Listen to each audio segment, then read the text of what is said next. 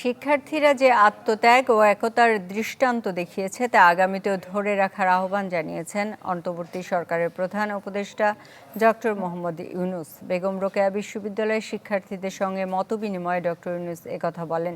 তিনি বলেন, শিক্ষার্থীদের আন্দোলন ব্যর্থ করে দিতে অপচেষ্টা চলছে, এটি হতে দেয়া যাবে না। সতর্ক করেন শিক্ষার্থীদের। 1 ঘন্টারও বেশি সময় ধরে ডক্টর ইউনূস শিক্ষার্থীদের সঙ্গে মতবিনিময় করেন। ছিলেন রোকেয়া বিশ্ববিদ্যালয় সহ অন্য শিক্ষা প্রতিষ্ঠানের শিক্ষার্থীরাও। এ সময় তারা হত্যার বিচার চাওয়ার পাশাপাশি রংপুরের শিল্পায়ন, তিস্তা পরিকল্পনা বাস্তবায়ন সহ নানা দাবি তুলে ধরেন।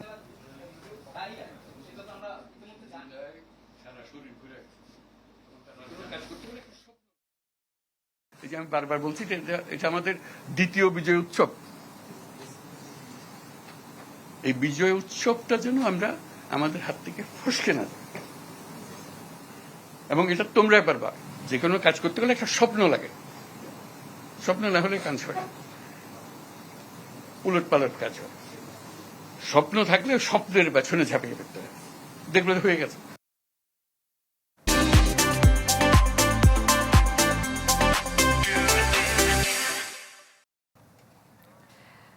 এ বিষয়ে আরো জানাতে আমাদের সাথে যোগ দিচ্ছেন সাদ বিন শফিক।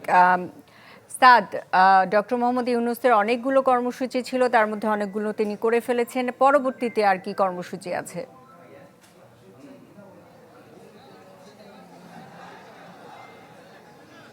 সুস্মিতা, ডক্টর মোহাম্মদ ইউনূস কিন্তু এই রোকেয়া বিশ্ববিদ্যালয়ের আনুষ্ঠানিকতা শেষ করে এই মুহূর্তে আমরা যতটুকু জেনেছি যে রংপুরের মেডিকেল কলেজ পরিদর্শনে গিয়েছেন। রংপুর মেডিকেলে যারা আহত আছেন, ওই যে সংঘাতের ঘটনাগুলো ঘটেছিল তাদেরকে দেখার জন্য উনি গিয়েছেন।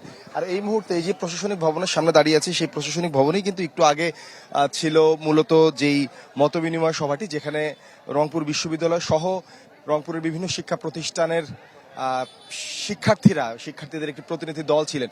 এই মুহূর্তে যেই যাদেরকে আপনি দেখছেন, এরা মূলত হচ্ছে যে ঢাকা থেকে যেসব কেন্দ্রীয় সমন্বয়করা ছিল বৈষম্য বিরোধী ছাত্র আন্দোলনে, তারা কিন্তু আজকে রংপুরে এসেছেন। এই সাধারণ শিক্ষার্থীরা রংপুর বিশ্ববিদ্যালয় সহ রংপুরের বিভিন্ন শিক্ষা প্রতিষ্ঠানের শিক্ষার্থীরা কিন্তু তাদেরকে দেখে তাদের সাথে শুভেচ্ছা বিনিময় করছেন। এবং এতক্ষণ যেহেতু প্রধান উপদেষ্টা এখানে ছিলেন, সেহেতু নিরাপত্তার কারণে সবাই এখানে প্রবেশ করতে পারেননি। তারা গেটের বাইরে অপেক্ষা করছিলেন। একটা বড় জমায়েত ছিল গেটের বাইরে। তারা কিন্তু প্রধান উপদেষ্টা এই প্রশাসনিক ভবন অর্থাৎ রংপুর বিশ্ববিদ্যালয় থেকে চলে যাওয়ার পর এই মুহূর্তে আমরা দেখতে পাচ্ছি সার্জিস সহ কেন্দ্রীয় সমন্বয়কদের অনেকেই কিন্তু আজকে সফরসঙ্গী হয়ে এসেছেন। তাদের সাথে কিন্তু তারা এখানে শুভেচ্ছা বিনিময় করছেন, তাদের সাথে তারা মত বিনিময় করছেন।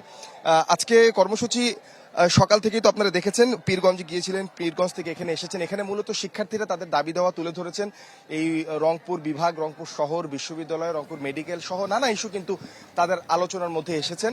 ডক্টর মোহাম্মদ ইউনূস তাদের বক্তব্য শুনেছেন, কিছু কিছু ক্ষেত্রে তিনি যে মতামত দিয়েছেন। আজকে মেডিকেল পরিদর্শন শেষে সার্কিট হাউসে একটি মতবিনিময় সভা হওয়ার কথা আছে প্রশাসনের কর্মকর্তাদের নিয়ে। এরপর ইনি কিন্তু ঢাকার পথ ধরবেন আজকে কিছুক্ষণের মধ্যেই। সাদ, আপনাকে ধন্যবাদ।